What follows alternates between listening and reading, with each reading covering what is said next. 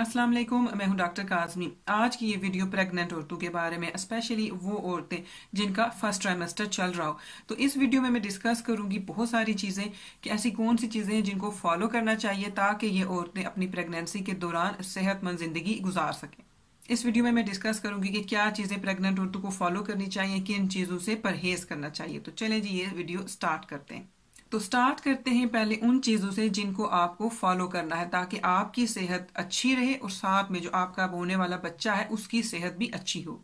तो जैसे ही आपको अपनी प्रेगनेंसी का पता चलता है तो आपने प्री नेटल वाइटामिन लाजमी लेने हैं, स्पेशली फोलिक एसिड आपने लाजमी इस्तेमाल करना है।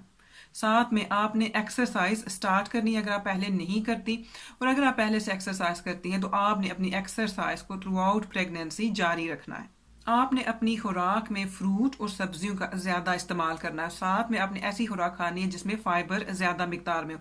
पानी का इस्तेमाल आपने ज़्यादा करना है ताकि आपको डिहाइड्रेशन ना हो।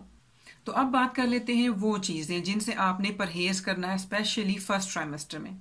आपने ऐसी एक्सरसाइजेस बिल्कुल नहीं करनी जो बहुत ज़्यादा इंटेंस हो। सबसे जो बेस्ट एक्सरसाइज मैं कहूँगी कि वॉक करनी आपके लिए बहुत ज़्यादा ज़रूरी है। स्मोकिंग यानी सिगरेट नोशी से परहेज करना है। हमारे यहाँ जो औरतें होती हैं वो स्मोकिंग नहीं करती, लेकिन उनके हस्बैंड, उनके रिश्तेदार हो सकता है उनमें से कोई स्मोकिंग करता हो। इसको कहते हैं सेकंड हैंड स्मोकिंग। जहाँ पे स्मोकिंग बहुत ज़्यादा खतरनाक हो सकती है आपके बच्चे के लिए, वहीं पे ये जो सेकंड हैंड स्मोकिंग होती है ये भी बच्चे के लिए काफ़ी ज़्यादा खतरनाक हो सकती है। और इस सेकंड हैंड स्मोकिंग में कहा जाता है कि 4000 ऐसे खतरनाक केमिकल्स पैदा होते हैं। यहाँ तक कि इन जो केमिकल्स हैं इनका लिंक कैंसर के साथ भी जोड़ा गया है। जहाँ पे ये सेकंड हैंड स्मोकिंग में जो केमिकल्स पैदा होते हैं उनका लिंक कैंसर के साथ जोड़ा जाता है, वहीं पे सेकंड हैंड स्मोकिंग के बारे में ये भी कहा जाता है कि इसकी वजह से खुदा ना खास्ता मिसकैरेज हो सकता है, बच्चा वक्त से पहले पैदा हो सकता है, बच्चे का जो वजन होता है वो काफ़ी कम हो सकता है, और बच्चा जूं जूं बड़ा होता है तो उसकी जो लर्निंग कैपेबिलिटी होती है, जो सीखने की सलाहियत होती है, जो उसका बर्ताव होता है वो भी मुतासिर हो सकता है। एक और चीज़ जिसका आपने अपनी प्रेगनेंसी के दौरान ख्याल रखना है वो ये है कि आपने एक ही जगह पे ज़्यादा देर के लिए बैठे नहीं रहना, और इसी तरह से आपने ज़्यादा देर के लिए खड़े नहीं होना।